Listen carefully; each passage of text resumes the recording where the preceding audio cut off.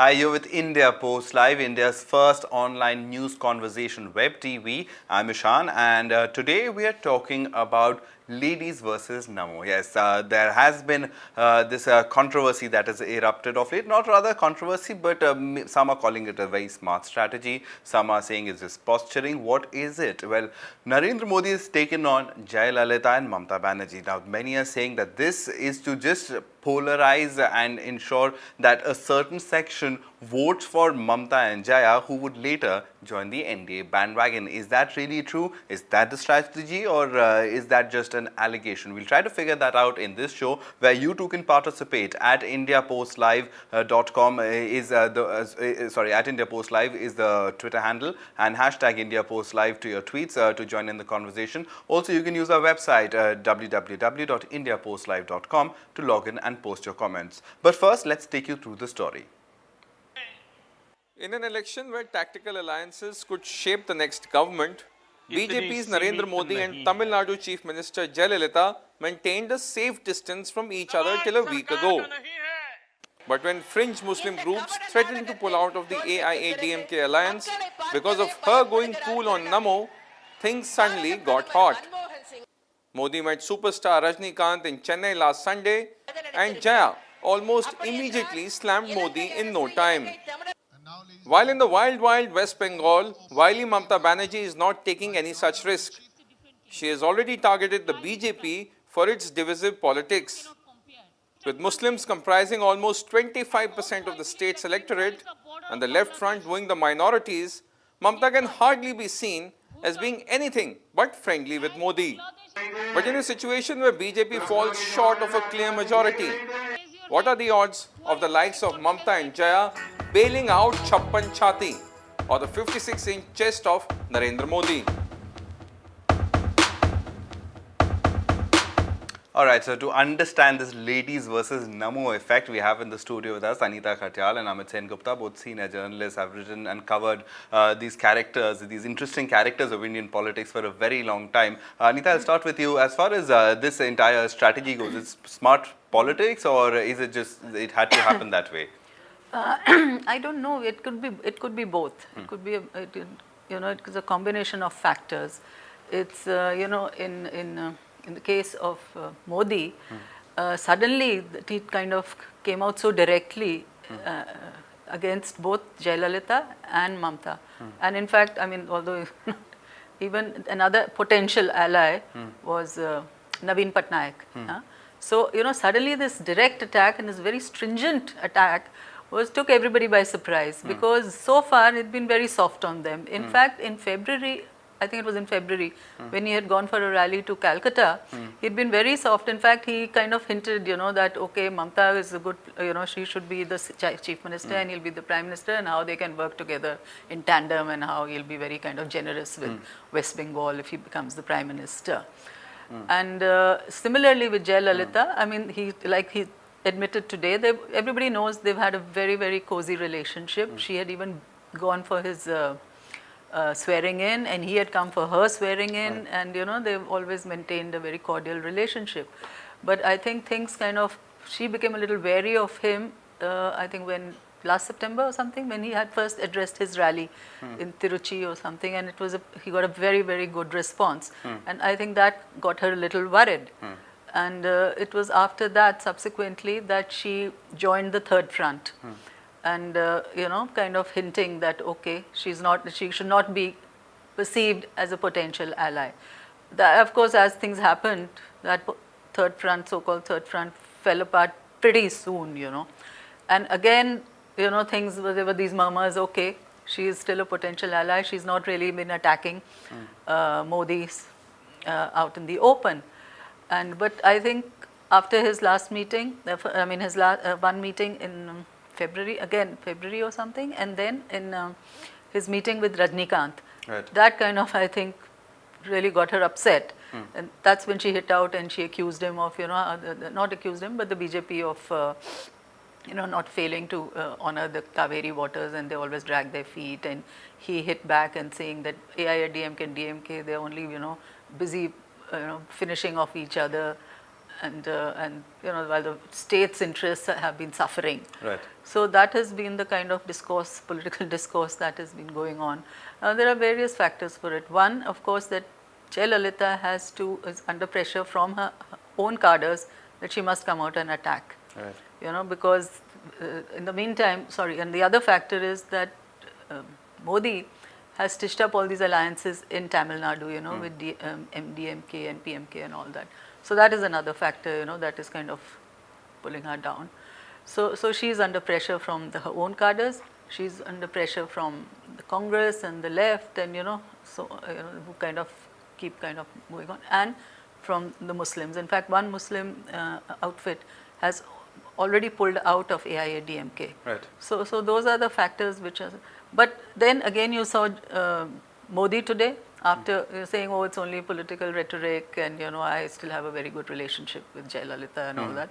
So let's see how things shape up post-elections. All right, Amit, what would you say? How would you see it? Is it, are they still, or is it just pressures that perhaps the BJP, is it even managing to enter West Bengal and Tamil Nadu, which were very tough hunting grounds for them? I think, Ishan, you know, by the location of the topic itself, you know, kind of reduces the narrative into a kind of a Modi-centric thing. Which has been a difficulty as a journalist I have felt, and that there has been a difficulty in the way the media has also fallen into the same trap. For instance, this kind of a manufactured consent of a Modi wave, for instance, which is absent in many parts of the country. There might be a buzz or an undercurrent. Because of the kind of huge media bombast, the bombing of the media, Modi being shown live continuously without any ad break also, which has even led to allegations of paid news, etc. And the kind of doctored official opinion polls which are coming on, exit polls being camouflaged as opinion polls, against which the Election Commission has also come out. So I think that as somebody who have a critical insight into who are reporters who are going on the ground, especially in Eastern UP, or who have gone to Western UP or in Bengal, Tamil Nadu, we have to look at the regional forces which are very important, who are not dependent on Modi. Right. Let us not forget that all three of them, in terms of Mayawati and Mamata Banerjee and Jayalalitha, have some time or the other backed the NDA and the BJP government. Right. So it is not that it is the secularism is also within courts in that sense, and the possibility of switching sides always remains. So that's an open question. But here, for instance, let us not forget that that Mayawati had fielded her candidates almost a year ago, and she is not on television.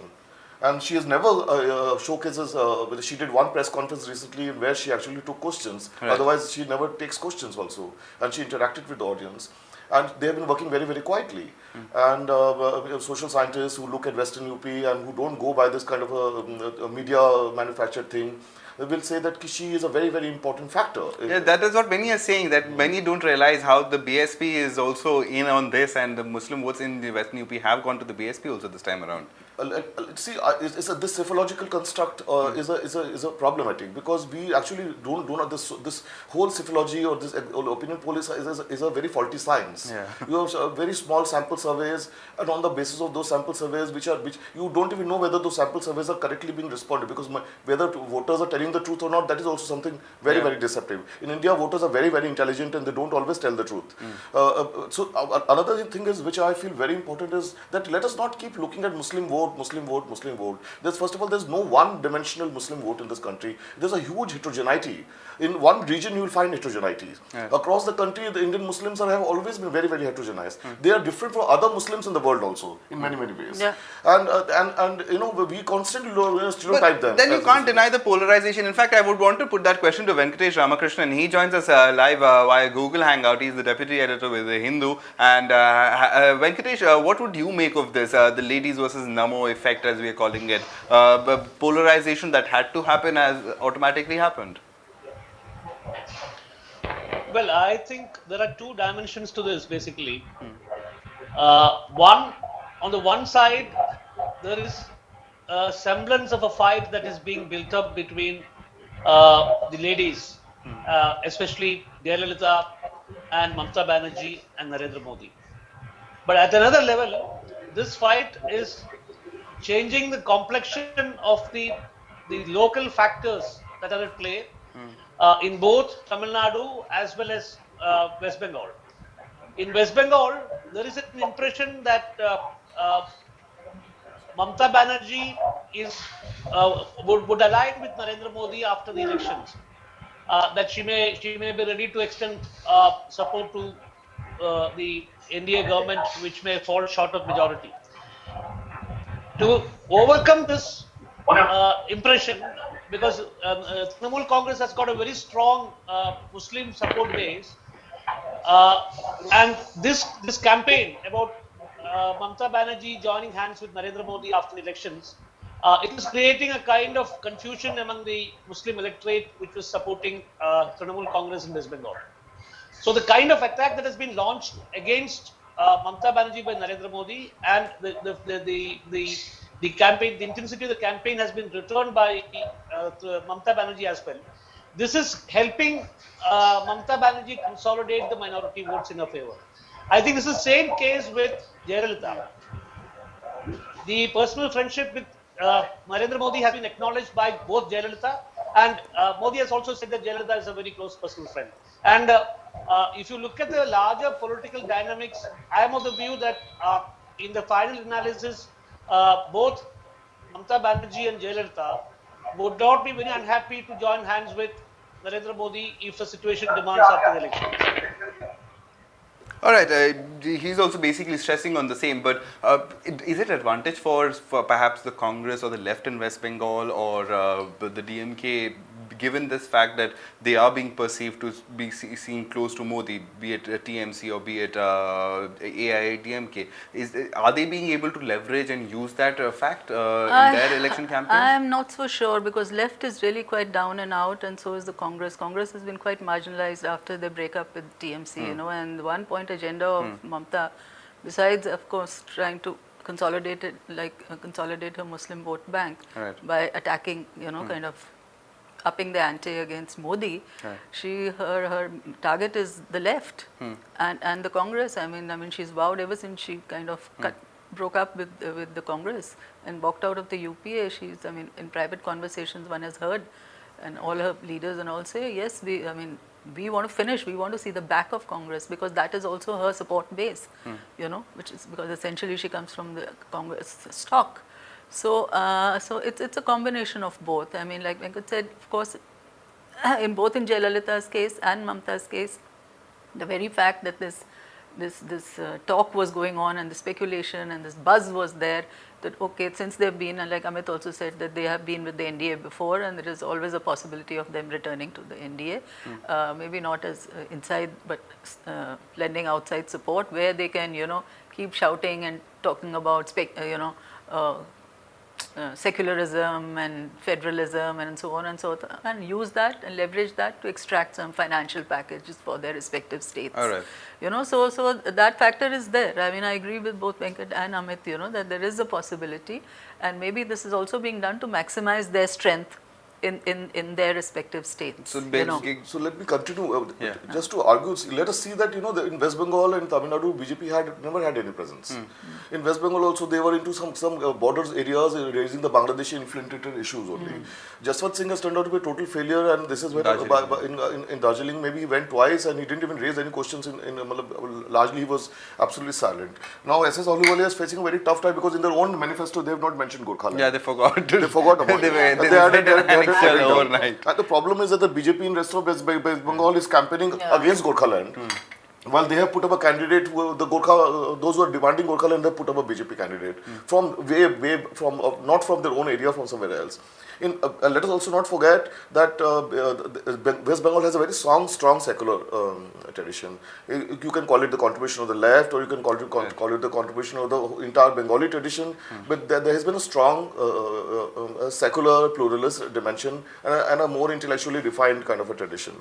And that in that context, you know, it is not only the Muslim section; it is a large section of a lot of educated sections and other young people and others, and also in the peasantry, where that there has been a lot of influence of the left at one time, which has largely gone to TMC now, including the Muslims who have gone to TMC, who were the backbone of the secular.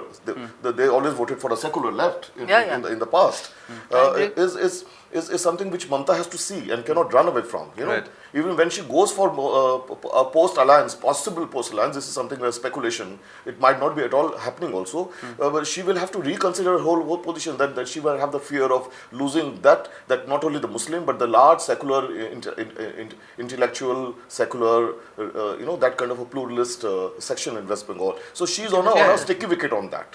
No, in fact, I just, again, like what Amit was saying, the fact is, what could hold her back from, one is the fact that because of the secular tradition in West Bengal, and including the substantial Muslim vote, is the fact that she has an assembly election coming up shortly after that.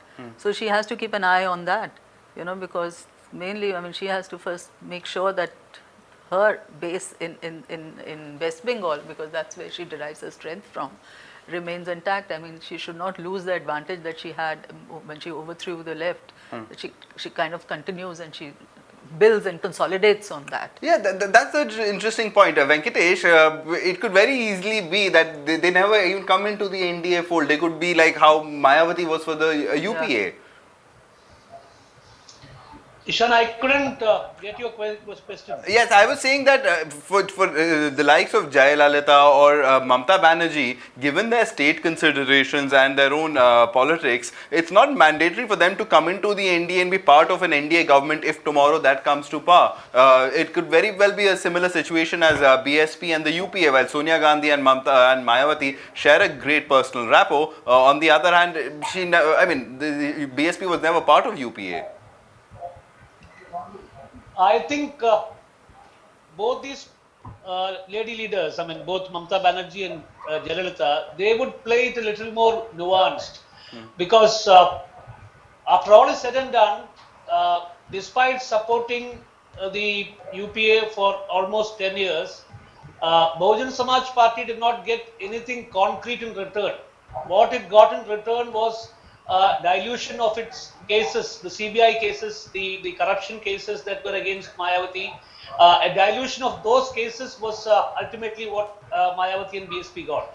But in the case of Jayalalitha and Mamta Banerjee, whether they are part of the NDA structure or not part of the NDA structure, I would believe that both of them would pound an extra pound of flesh from whoever is in power in the center. So this is the basic difference between the kind of support mechanism that the BSP would have had with UPA and the support mechanism that the NDA, that Jayalalitha and Mamta Banerjee would work out with NDA. Yeah, they're pretty hard bargainers, so they really would. In fact, sorry, I'm just interrupting you. I've just remembered when Venkat was talking about this, one of the TMC leaders actually told me in Parliament just last session, just off the record, said, if the numbers, if it so happens that they need us, we'll stay out and we will kind of, like I said, keep screaming, saying secularism, and then take money out of them for our West Bengal development and debt moratorium and, write-off and so on and so forth. So I think, that's what I also said earlier, is what he was also then talking that begs about. the larger question about India versus regionalism, about are we protecting each state, or do we think about the larger context of India? Asha Khosa, a senior journalist, also wants to come in. Asha, thanks very much for joining in. What would you have to say? So I was just wondering, in case things don't happen the way we are projecting at the national level, that Modi come into power, and then, either of the two ladies we are discussing, seeking their support in case they fall short of numbers.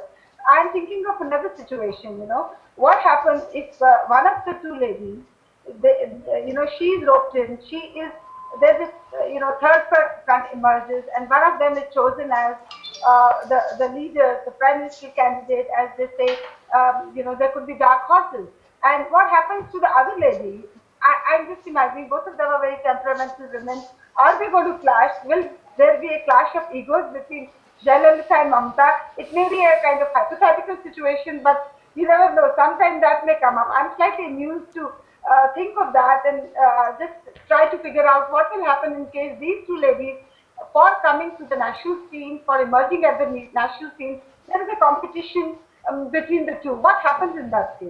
All right, what happens? Both have prime minister. I mean, I'm sure every Indian politician has Yeah, prime no, minister. don't forget the ambitions. third, Mayawati also. Yeah, You see, yeah. no, it's a kind of a the elections is also is a kind of a it's a gambling kind of instincts which all arouse nationally, and we all become experts in some form or the other, and it's a kind of a nice, interesting chess game. But as Asha would also know, and Venkatesh, all of them are veteran journalists, they would know that this is one of the most unpredictable and most hard-fought elections.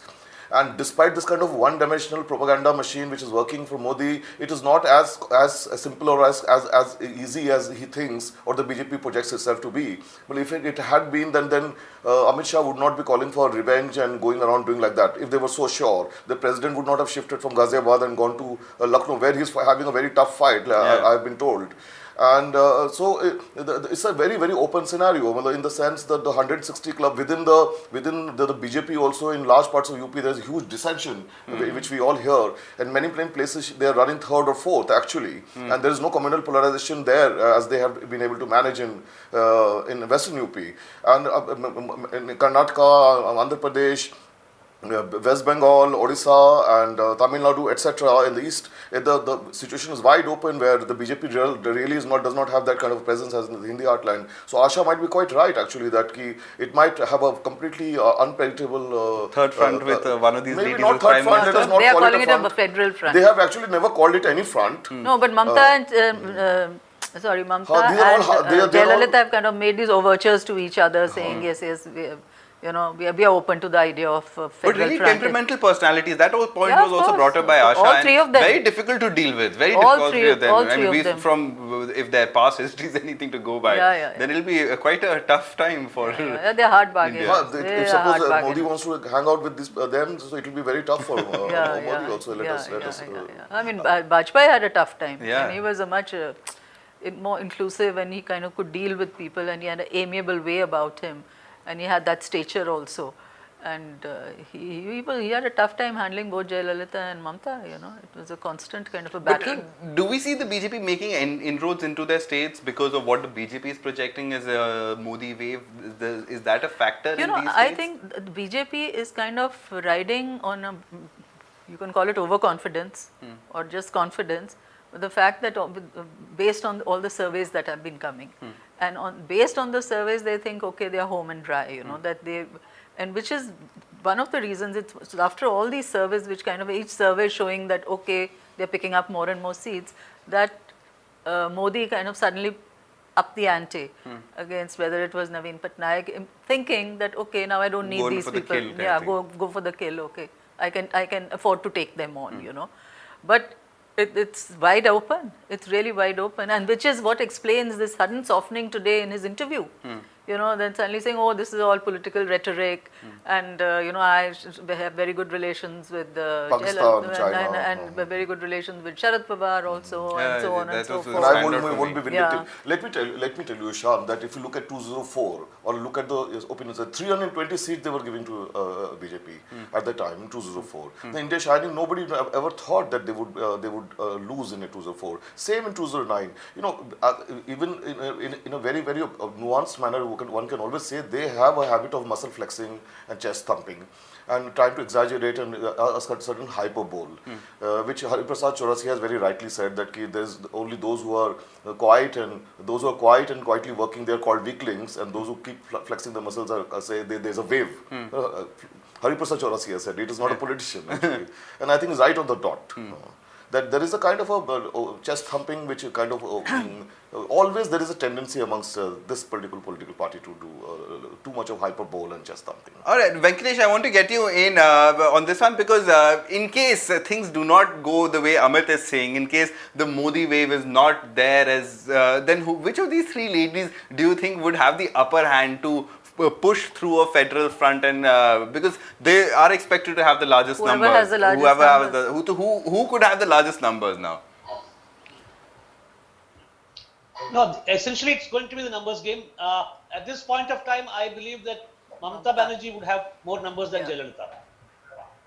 All right, what about Mayawati? Does Mayawati figure in your calculations, Venkatesh? Absolutely nowhere in these calculations. I do not think that the Bahujan Samaj Party would be in a position to impact the next government. They will, of course, win some seats, but then it would be certainly not on par with what they got in 2009. It will be lesser than that.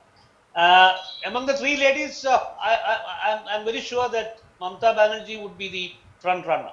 Well, Mamata Banerjee is Prime Minister. Could we see that? Yeah, because 3 months ago when the Jayalalitha was going with the left, you could see that there was this she was really gung-ho and almost 39. They were counting for 39. She was talking about that has reasonably gone down. Yeah. That again, I'm saying that does not at all mean that the third alliance which the BJP has stitched up might win. Because Vaiko's alliance, the alliance with Vaiko and that Vijaykanth, I'm not sure whether it was going to make any dent in Tamil Nadu. But Mamta's, I think Venkatesh is right. Mamta is going to gain much more and Jayalalitha is going to go down. Anita? No, I agree with that. Mamta is definitely on top of the heap, on top of the list. She's definitely very, very strong, I mean, whether that honeymoon so-called, I mean, okay, there have been a lot of discordant notes which have been struck and all that, but she's still holding on, despite the fact there's been some anti-incumbency which has kicked in, but still she's very much in control. In fact, I mean, and similarly with the Jayalalitha, I think she has kind of slipped a little. Right. So I don't know who's gaining. I mean, whether it's the DMK or whether it's the third alliance which BJP has kind of stitched up. But the fact is that it has made the election very, very interesting and unpredictable. Absolutely. Also, let us not underestimate with all the left has really gone down in West Bengal. Let us not underestimate that the power of the whisper campaign or the extra constitutional structures on which they still have and the cadre base, where they are actually on the ground campaigning that Mamata might go with Modi, Mamata might go with Modi, and for a long time now. And it is a kind of what can you say? It is a kind of a anti-Mamata kind of a campaign where they're saying that the Mamata might go with Modi, trying to hit at the secular and the Muslim support base, which is so that's why Mamata is going more stronger against Modi every day, and it is not going to for her to retreat will be not easy. All right, interesting point. Asha, one final word to you before we close the discussion. You've been listening in very patiently throughout. No, I was just wondering what Venkatesh said that, and that seems to be the general perception also. If Mamata Banerjee gets the bulk of seats, from West Bengal, in that case, I'll be curious to know whether she will actually like to personally move to Delhi, stake claim for becoming the king, or she would like to play the role of kingmaker. I believe that she would not like to leave West Bengal because it's after a long time, long struggle, she has got a foothold in that place, and what a resounding victory she had got. But will she imagine herself as being Prime Minister and just give up West Bengal and move over to Delhi? I would like to know from panelists. Would she? I don't think this is the kind of I think she'll play a kingmaker or play a more stronger role from outside and try to. I think we've all got used to extra constitutional authorities these and the money and the politicians, lack of huge money she accountability needs desperately for West Bengal's financial crisis-ridden kind of a state, and the fact that she has really consolidated Bengal after such a long time, she's not going to give it easily because let us not underestimate the left can also rise. Alright, so let's see whether the left rises or the right sweeps, as the Modi machinery has been saying. It's a very interesting conversation. We'll have to wrap it up over here. We've absolutely run out of time. But thank you very much, Asha and Venkatesh and Anita and Amit, for joining us. Thanks. It was a pleasure to have you. An informed discussion about the state of politics. So what do you think? Do you think there is a Modi wave? Do you think which of these ladies could really dampen that Modi wave or cut through that Modi wave? Well, write into us. India Post Live is the name of the website. You can go over there and log in and post your comments. Also use Twitter, #IndiaPostLive, or use our Twitter handle @IndiaPostLive to tweet in with your views. The conversations, of course, continue right here on India Post Live.